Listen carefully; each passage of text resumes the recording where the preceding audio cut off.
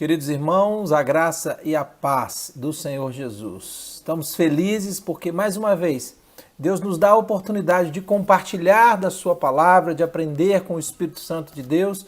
E aqui, então, juntos, no dia de hoje, eu quero refletir a respeito de um trecho da carta de Paulo aos Gálatas, que se encontra no capítulo de número 6, dos versículos de 1 até o 5.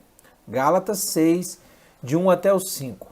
A palavra do Senhor, então, nos diz da seguinte maneira: Irmãos, se alguém for surpreendido em alguma falta, vocês que são espirituais, restaurem essa pessoa com espírito de brandura, e que cada um tenha cuidado para que não seja também tentado. Levem as cargas uns dos outros, e assim estarão cumprindo a lei de Cristo. Porque se alguém julga ser alguma coisa não sendo nada, engana-se a si mesmo. Mas que cada um examine o seu próprio modo de agir, e então terá motivo de gloriar-se unicamente em si e não em outro, porque cada um levará o seu próprio fardo. Vamos orar nesse momento. Feche seus olhos, por gentileza, e ligue-se no Senhor. Pai, nós bendizemos ao Senhor quando a sua palavra vem nos ensinar. Clamamos que o seu Espírito seja o nosso guia, aquele que nos convence e aquele que nos instrui de todas as coisas que o Senhor deseja. Eu apresento, Pai, cada um que nos ouve nesse momento, para que sejam edificados pelo Senhor e fortalecidos no Senhor. Nós te bendizemos, agradecendo por tudo, ó Pai, e reconhecendo o seu cuidado nos tempos difíceis, e assim, ó Pai, cuidando das suas ovelhas, o Senhor tem sido Deus zeloso. E nós te louvamos por isso e te bendizemos no nome de Jesus. Amém. Pois bem, queridos, nós temos falado com uma certa frequência a respeito do amor, principalmente especificado na primeira e segunda carta de João. E aqui então eu quero pensar a respeito do que Paulo vem instruindo a igreja de Gálatas, em Gálatas. Portanto, eu digo aos irmãos que cada servo tem que desenvolver o seu papel diante do Senhor e diante do próximo. Esse é o papel dos servos de Deus, e eles devem ser bem desenvolvidos para que a vontade do Senhor se cumpra na nossa vida e para que nós possamos agradar, então, ao coração do nosso Pai. Percebam aqui que, se eu tenho dito que a base da nossa vida e a base do Evangelho, ela é o amor, aqui também é uma forma de amar como cristãos segundo a maneira bíblica. Porque a nossa fé cristã deve ser colocada, então, em prática. Então, nós temos a oportunidade, de acordo com essa palavra do Senhor, de colocar em prática tudo que nós temos falado e, da mesma maneira, seguir nas orientações do Senhor conforme esse texto. Porque ele diz assim: se alguém for surpreendido, ele diz aqui de se alguém for pego, ele diz aqui de um cristão que está em uma oportunidade de queda, ou quedado, vamos assim dizer. Se alguém for pego, se alguém for surpreendido em alguma falta. Então, o primeiro aspecto que eu quero pensar aqui é justamente a respeito dessa condicionante aqui: se alguém for pego, se alguém for surpreendido em falta. Nós não podemos nos esquecer que a natureza do ser humano, ela é essa, de uma tendência para a queda, a inclinação para o pecado. Entretanto, quando nós estamos aqui falando de servos do Senhor, de crentes em Cristo Jesus, nós colocamos aqui: se alguém for pego, for surpreendido. Então, é algo que causa uma surpresa. não pode ser ou não deve ser algo que venha a se tornar frequente na prática de vida daquele que está dentro dessa situação. Então, ele diz, se alguém for pego de surpresa ou surpreendido em alguma falta, todos nós estamos passíveis de cometer faltas. Todos nós estamos sujeitos a essas faltas. Então, esquece esse negócio de achar que é só o outro que peca. Não, o outro peca, você também peca. Todos nós somos pecadores. E o pecado, nós sabemos, ele vem trazer a separação de um relacionamento saudável desse homem com o seu Deus. Então aqui nós nos deparamos com a totalidade do ensino da palavra de Deus, que vai dizer que todos nós somos pecadores e que não há um sequer que não tenha cometido pecado, e se disser que não tem cometido pecado, ele é um mentiroso. E nós não queremos ser mentirosos, portanto nós devemos, queremos e temos que assumir o nosso papel diante de Deus e diante dos homens, reconhecendo a nossa condição, pecadores que somos. Portanto, se alguém for surpreendido, me dá a ideia de que essas coisas são passíveis de acontecer. Então você que está em pé, cuide para que não caia. É bíblico. Porém, nós precisamos entender que há saída para o pecado. Porque para o pecado, nós temos o arrependimento e a confissão para recebermos o perdão que vem de Jesus. O próprio Deus que perdoa pecados. Então, nós temos a solução do pecado que se encontra em Cristo Jesus, o nosso Salvador. E ele segue nesse texto dizendo assim, vocês que são espirituais. Percebam que eu estou aqui dando uma esmiuçada em períodos, em frases, porque ele diz, se alguém for surpreendido em alguma falta, então é uma condição que não deve ser contínua, precisa ter arrependimento. Todos nós estamos sujeitos, porque o cair é do homem, mas nós temos a solução para a queda, que é o arrependimento e a fé em Cristo Jesus. E agora ele segue e diz assim, vocês que são espirituais. Quem são essas pessoas espirituais? Ah, pastor, os espirituais são aqueles santos que não têm pecado. Errado? Não, não é isso. Os espirituais são aqueles que têm dons sobrenaturais. Também não é isso que a Bíblia diz. A Bíblia vai dizer que os espirituais são aqueles que têm o Espírito. Opa, é lógico. Mas são aqueles que produzem o fruto do Espírito, que têm se interessado no desenvolvimento desse fruto no seu viver diariamente. E aqui então, quando essas pessoas buscam esse viver diariamente na presença do Senhor, em consagração, na produção do fruto do Espírito, essas pessoas são percebidas por aqueles que estão à sua volta. Então, esses que são espirituais, diz o texto, restaurem essa pessoa. Ora, então a restauração cabe àqueles que desejam produzir o fruto do Espírito. Restaurem essa pessoa. Não diz você que é espiritual, você que é santificado, exclua essa pessoa. Mas diz, você que é espiritual, restaure essa pessoa. Há uma diferença muito grande aqui, porque essa diferença expressa o caráter restaurador de Deus.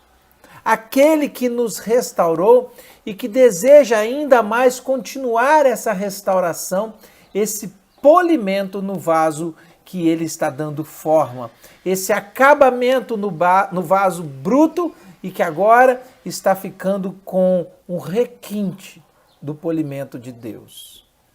Percebam que nós somos essas pessoas, ora como uma matéria bruta, ora com forma, ora com acabamento, mas às vezes corremos o risco de, como vasos, esbarrar em uma superfície, de cair, e aí então o Senhor vai desejar essa restauração, através de nós que somos espirituais.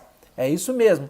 Deus conta com cada um dos seus filhos que tem produzido o fruto do Espírito para ajudar no processo de reparação do vaso caído ou trincado, no processo de reparação da vida das pessoas que estão com essa necessidade.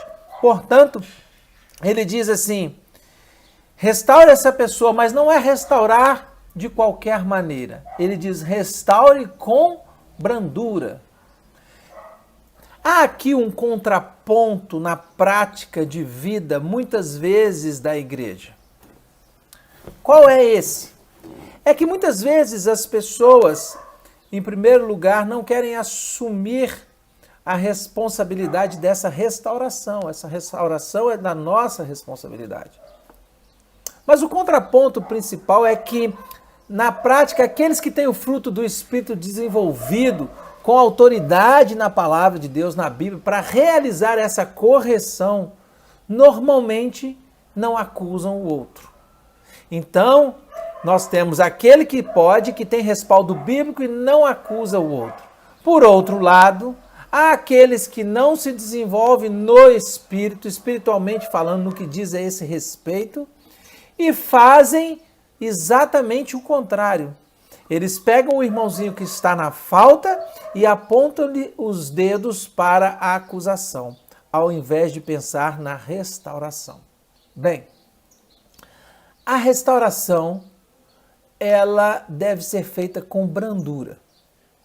Então não é de qualquer maneira, porque senão, ao invés de nós abrirmos as portas para que o Espírito ilumine aquela visão, nós fecharemos os caminhos e dificultaremos a ação de Deus e a pessoa de enxergar o seu erro. Espírito de brandura. Aqueles que são espirituais têm autoridade bíblica para fazê-lo.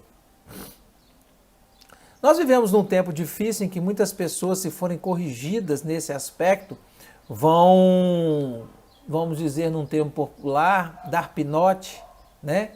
Vão ficar com bico, vão ficar chateadas e vão se afastar ainda mais. Porém, nós não podemos fugir dessa responsabilidade de fazer, porque a palavra de Deus nos diz que nós devemos assim fazer. E exortar em amor, com espírito de brandura, incentivando a essa pessoa de fazer diferente do que ela vinha fazendo. Portanto, todos nós, queridos, temos a necessidade de pecar.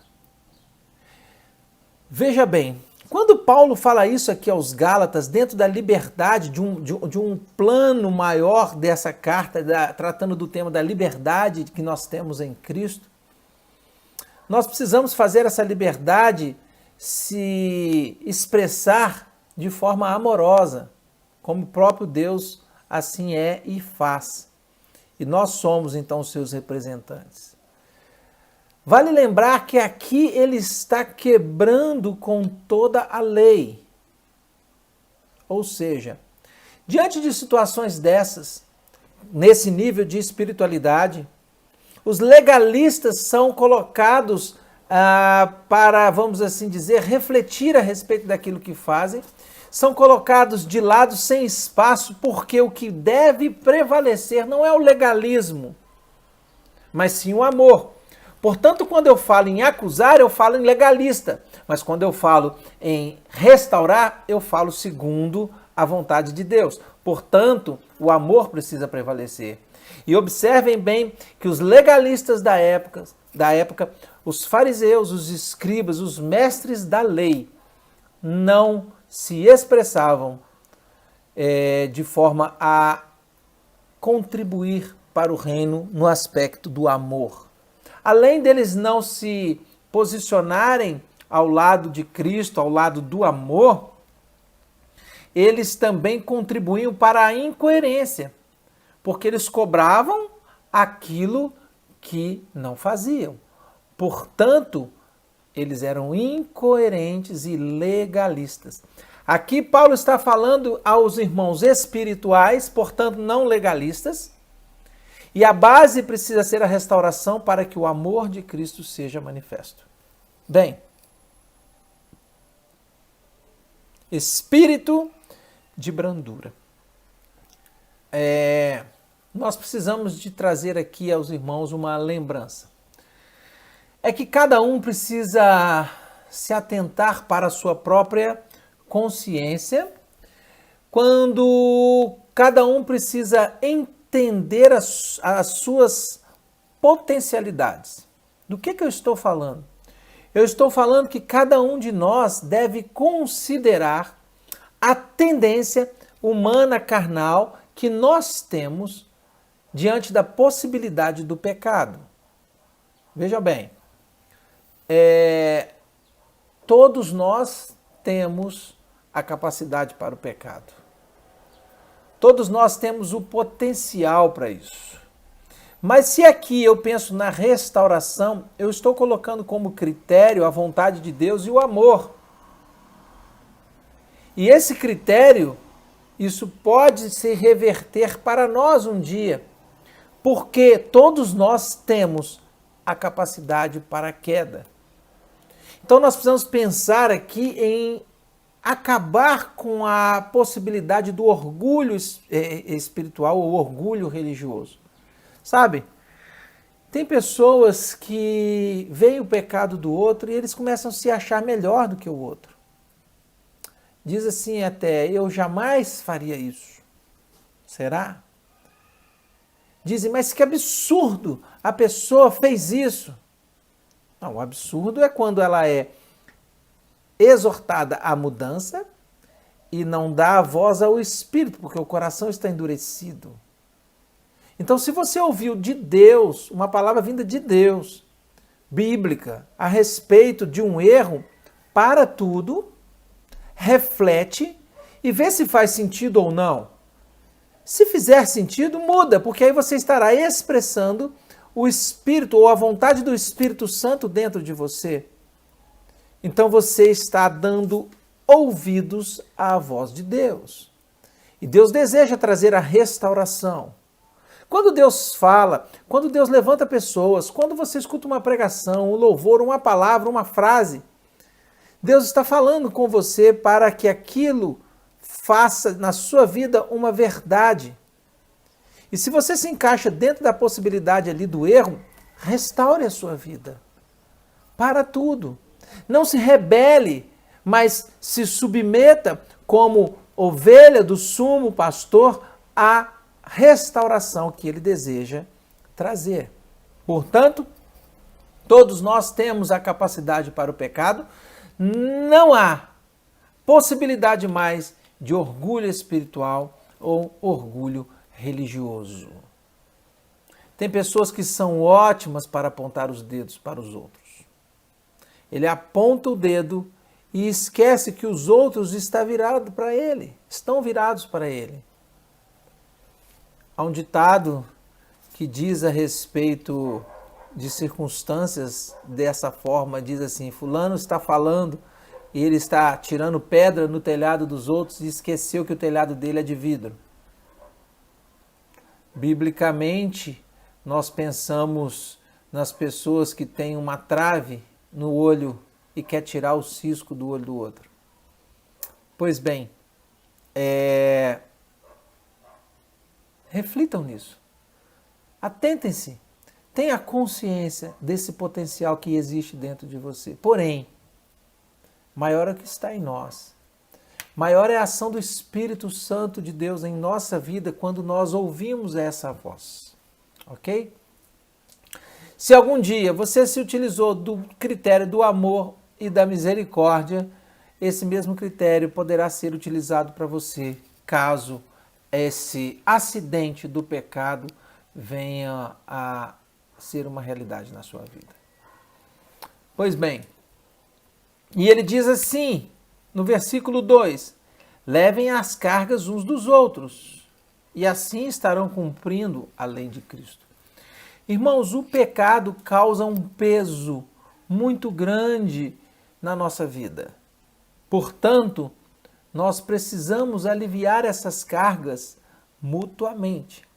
não só o pecado, tudo aquilo que causa pesar, dor, traumas nos nossos corações, eles causam um peso no nosso dia a dia, no nosso viver, e esse peso deve e precisa ser aliviado. Então o papel desses que estão aqui diante de Deus como servos do Senhor, o papel é que sejamos edificados mutuamente, levando, ele diz isso aqui, olha, levando as cargas uns dos outros. Então nós precisamos trocar esse peso, confessar a Deus os nossos pecados e sermos ajudados mutuamente diante dessas práticas que desagradam ao coração do nosso Deus.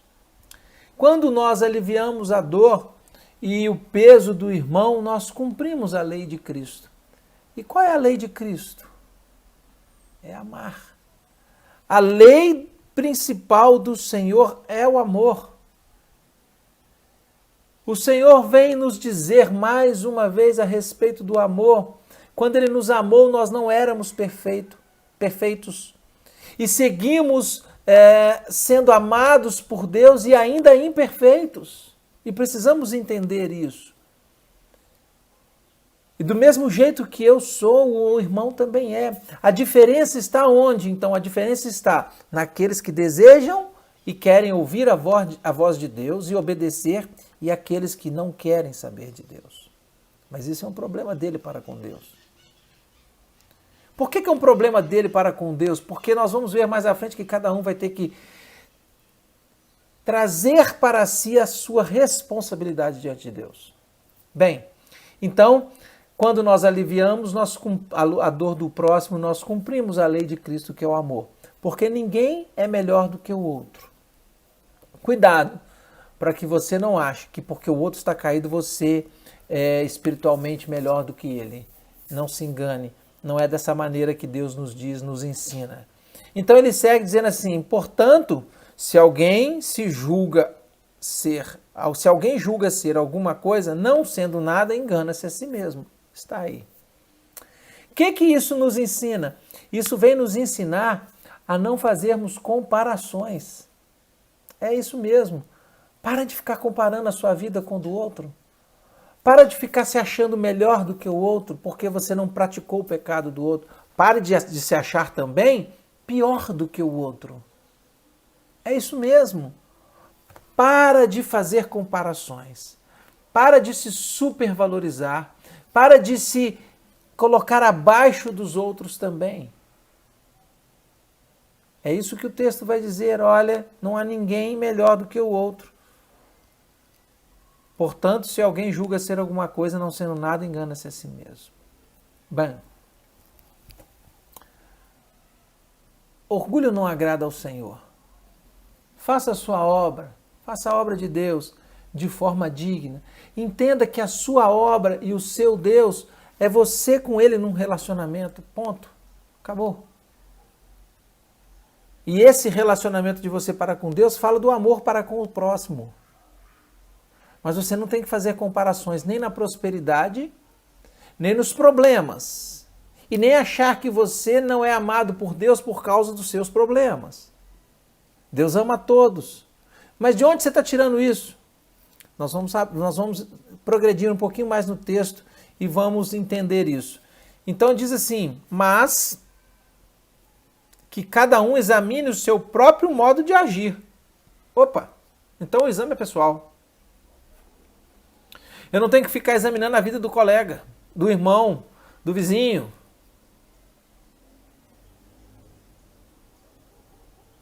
E então terá motivo para gloriar-se unicamente em si e não em outro.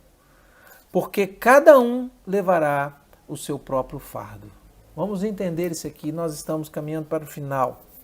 Veja bem, se nós não fazemos comparações, isso tem sido muito comum. A gente observa isso no dia a dia, queridos, que as pessoas ficam comparando a vida. O filho do fulano é muito ruim, o meu não é. O filho do fulano é muito bom, o meu não é. Fulano tem emprego, ganha X, eu não tenho, não ganho X. Para de fazer essas comparações. Para que esse sofrimento? Nosso papel bíblico é restaurar a vida do irmão, daquele que está caído, que sofreu esse acidente aí no meio do percurso e que em qualquer momento pode ser cada um de nós, infelizmente. Hajamos com amor. Então, se eu não devo comparar o pecado, eu também não devo comparar as coisas que acontecem e que são próprias de cada um. O que o texto está dizendo? Está dizendo que cada pessoa tem algo que ela mesma precisa transportar. Porque cada um levará o seu próprio fardo. Quando a gente fala fardo, nos traz a ideia de um peso, de uma bagagem. Então cada um tem que levar o seu. Há responsabilidades que são intransferíveis. Então há fardos que não são passíveis de ser transferidos para outras pessoas. Cada um tem que levar, por isso, levar o seu. Por isso que não pode haver comparação. Cada um leva o seu, sem comparações. Cada um cuide daquilo que lhe é devido, da função que Deus deu, daquilo que Deus permitiu, pelo motivo que Ele sabe, ou pela consequência daquilo que você fez, seja lá de onde vier a origem desse fardo. Há coisas que cada um tem que carregar, não tem jeito. Como você tem feito no seu dia a dia? Quando o irmão dá um escândalo, quando o irmão peca, quando o irmão cai, o que você faz? Você joga a pá de cal em cima e acaba de enterrar? Ou você estende a mão para poder puxar ele para ver se ele respira? Essa semana eu vi num site de reportagem de que havia um trabalhador cavando para fazer uma edificação debaixo de um barranco. E esse barranco, inesperadamente, no que diz respeito ao momento que ia acontecer. Talvez a gente olhasse o barranco e ele fosse até previsível. Nesse barranco está perigoso, pode cair. E aí o sujeito vai lá para debaixo. Mas ele previu, ele falou assim, olha, isso está perigoso. Então ele não escorou, ele não tomou algumas precauções. Eu não estou aqui julgando, eu estou dizendo de possibilidades. O fato é que estava ali o trabalhador cavando e, de repente, desabou a terra toda em cima dele. E o cobriu totalmente.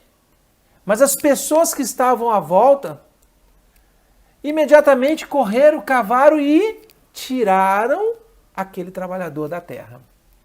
E aquele trabalhador, porque aquelas pessoas o tiraram da terra, sobreviveu, pôde respirar e a sua vida foi preservada. O inesperado aconteceu. Mas as pessoas à sua volta estavam atentas e puderam, então, estender a mão, trabalhar. Porque para tirar a pessoa de dentro da terra, ela teve que cavar. Muitas vezes ela vai machucar sua mão, outras vezes ela vai se sujar, outras vezes ela vai suar e vai ter que largar aquilo que ela está fazendo e ir lá cavucar aquela terra. Mas ali havia uma vida. E aquele trabalhador foi resgatado com vida. Assim deve ser o olhar da igreja dos servos do Senhor. Trabalhadores na plantação de Deus, na safra do Senhor, para restaurar aquelas vidas que estão correndo perigo, para restaurar aqueles que estão sem ar, que estão sufocados pelo pecado, que estão sufocados pelas suas práticas más, das quais nós não podemos ser coniventes. Deixe isso bem claro na última palavra. O texto dizia a respeito disso, dessa conivência e a coparticipação de uma maneira indireta, né, quando nós aceitamos das obras más. Então, nós como ovelhas do Senhor, como servos do Senhor, precisamos estar atentos para tentar de alguma forma fazer isso. Tentar. Digo a palavra tentar, porque não significa que vamos conseguir, porque depende de uma série de fatores. Às vezes a pessoa não quer. Às vezes a pessoa diz que quer, mas não segue a instrução. Eu não sei. Não consegue, mas se não consegue, precisa pedir ajuda. O fato é que aquele trabalhador talvez ali não tivesse tido condição nem mesmo de pedir ajuda. todo tampado de terra, como é que ele ia gritar? Como é que ele ia levantar a mão? Bom, a igreja de Deus, os servos do Senhor, precisam levar a sua própria responsabilidade, a consciência daquilo que elas terão que carregar. E durante esse percurso, com fardo mais leve ou não, e se o fardo estiver pesado demais, o Senhor vai dizer assim, vem a mim, você que está cansado e sobrecarregado, porque eu vou te aliviar. Então o Senhor convida, vem a mim. Nós temos que ir ao Senhor. E indo ao Senhor, Ele nos ajudará. Eu não sei se você está carregando um fardo pesado. Eu não sei se tem alguma corrente te prendendo. Eu não sei se tem alguma coisa amarrando os seus pés, impedindo de você caminhar.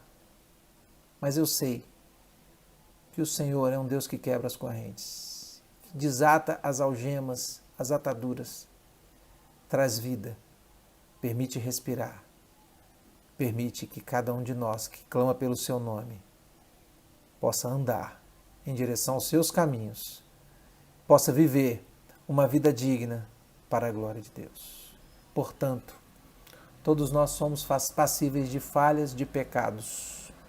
Como servos, nós temos o papel de ajudar na restauração dessas pessoas, daquele que caiu, tendo a boa consciência, carregando o seu próprio fardo. E acima de todas as coisas, saber que servimos a um Deus vivo, um Deus que tem força para carregar qualquer fardo, para nos ajudar a fazer qualquer obra. E acima de tudo, ama a cada um. Porque se assim não o fosse, Ele não tinha entregado o seu Filho para nos salvar. Que o Senhor nos abençoe. Que o Senhor prossiga sustentando a sua igreja. E que você, sempre que houver uma necessidade, saiba que Jesus não te abandonou. E o que Ele deseja é a sua restauração. Para o bem do reino de Deus e para a glória do seu nome. Deus te abençoe. Senhor, nós te bendizemos porque mesmo em meio aos nossos pecados, o Senhor tem nos perdoado, o Senhor tem nos dado livramento, o Senhor tem nos sustentado.